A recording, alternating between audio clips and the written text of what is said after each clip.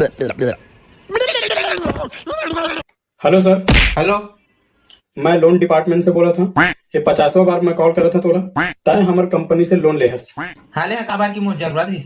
तब वापस कब देबे? जब जरूरत खत्म हो जाता। जरूरत कब खत्म हुई? बावला काकरो जरूरत खत्म हो देखे।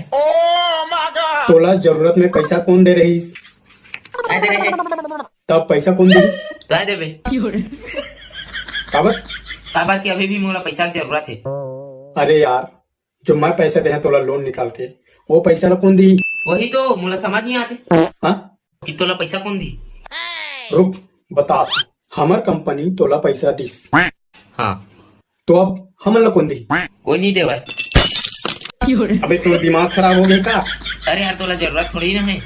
हवे हवे हमन ला जरूरत हवे। तो लोन ले ले। अरे यार, हमन काबर लोन लेबो? काबार की तोला जरूरत है। अबे भाग तो रे सीते सी।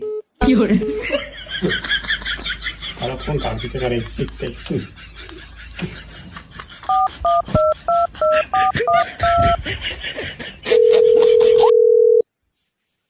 फिर लगा यार जैसे साला माँ बता दे।